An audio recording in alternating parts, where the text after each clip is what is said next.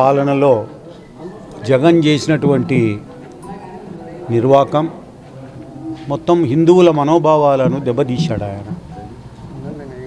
ప్రతి చోట ఈరోజు చూడండి, వీరభద్రస్వామి దేవాలయం ముందర భక్తులు ఎంత ఆగ్రహంతో మరి సాంప్రదాయబద్ధంగా వారి యొక్క నాలుకలను, బల్లాలు అంటారు వాటిని, శూలాలు అంటారు, వాటితో మరి ఆర్పార్ ఇక్కడి నుంచి ఇక్కడికి మరి చెక్కుకొని వారి వారి ఆగ్రహాన్ని ప్రదర్శించడం అంతటా ప్రపంచవ్యాప్తంగా జరుగుతూ ఉంది.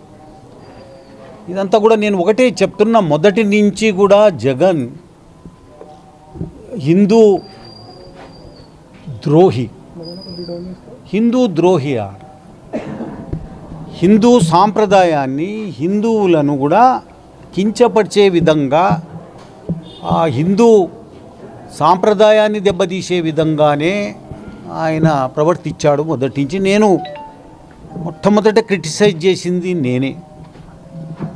మామూలుగా అయితే మా రెడ్ల కులంలో మరి ప్రతి కుటుంబానికి లేకపోతే ప్రతి వంశానికి కూడా ఒక మరి కులదైవం అనేది ఉంటారు. మా వంశానికి కులదైవం ఎవరు అని అంటే వీరభద్రస్వామి. అట్లాగే కొంతమందికి కొన్ని వంశాలకు మరి మల్లికార్జున స్వామి, కొన్ని వంశాలకు అట్లాగే మరి వెంకటేశ్వర స్వామి, ఇట్లాగా అనేక రకాలుగా దేవతలు, కుల దైవాలు ఉండి మొదట ఆ కుల దైవానికి పూజ చేసి మేము ముందుకెళ్తూ ఉంటాము. ఈరోజు జగన్మోహన్ రెడ్డికి కులమే లేదు, ఇంకా కుల దైవం ఎక్కడి నుంచి వస్తుంది ఏంటి? అతను చేసినటువంటి నిర్వాకం నేను ఒకటే అడుగుతా ఉన్నా, చంద్రబాబు నాయుడు గారికి నేను అప్పీల్ చేస్తున్నా. ఇదే వీరభద్రస్వామి దేవాలయము మరి ఆవరణ నుంచి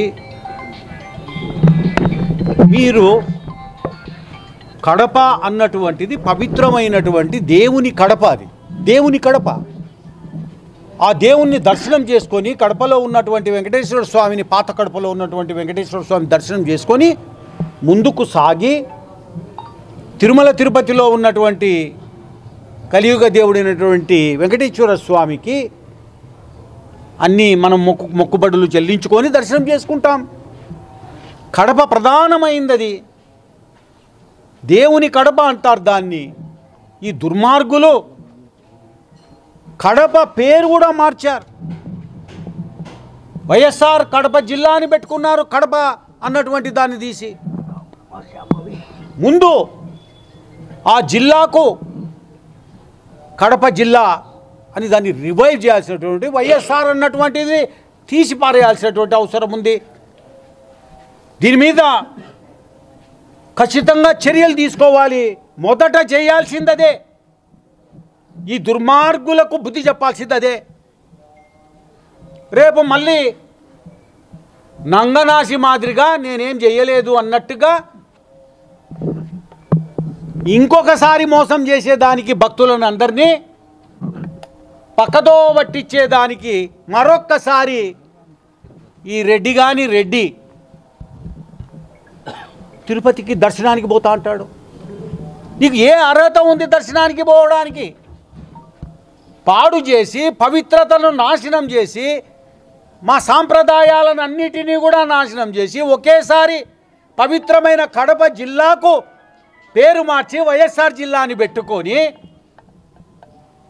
నాస్తికులను అక్కడ చైర్మన్లుగా నియామకం చేసి అన్య మతస్థులను అక్కడ పెట్టి వెంకటేశ్వర స్వామి ప్రతిష్టనే దెబ్బతీసిన మీరు మళ్ళీ దర్శనానికి నా దగ్గర లేదు, కానీ మా రాయలసీమలో సుంకులమ్మ వాళ్ళు అంటూ ఉంటారు. ఈ సుంకులమ్మల వాళ్ళ దగ్గర పెద్ద పెద్ద శిలకాలు ఉంటాయి, మరి ఏమంటారు, కొరడాలు. ఆ కొరడాలు తీసుకొని ఎప్పుడోసారి బట్టలు ఇప్పి తనేది ఖాయం సుంకులమ్మ కొరడాలతో. అదే మరి సుంకులమ్మ కొరడాలతో బట్టలు ఇప్పి ఆన్నే తిరుమల తిరుపతికి దొంగ దర్శనం అది, దర్శనం కాదు దొంగ దర్శనం అది, పబ్లిక్ను మోసం చేసే దర్శనం అది. వెంకటేశ్వర స్వామిని మామూలుగా మేము పోతే ఏదైనా మొక్కుబళ్ళు ఉంటే నిలువు దోపిడి ఇచ్చొస్తాం, ఏముంటే అవి ఇచ్చొస్తాం. అటువంటిది ఈయన స్వామినే దోపిడీ చేశాడు. ఈయన అటువంటి ఇతనికి శిక్ష ఒకటే, సుంకులమ్మ కొరడాలతో బట్టలిపి తనడమే తప్ప ఇంకోటి కాదు. ముందు నేను చంద్రబాబు నాయుడు గారికి విజ్ఞప్తి చేస్తున్నా, ఆలస్యం చేయొద్దు.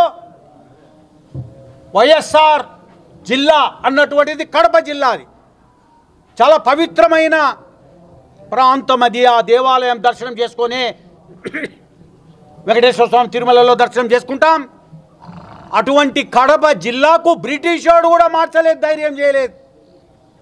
ఎప్పుడు ముస్లింలు కూడా రూల్ చేశారు, వాళ్ళు ధైర్యం చేయలేదు. వీళ్ళ పేరును మార్చి వైఎస్ఆర్ జిల్లా.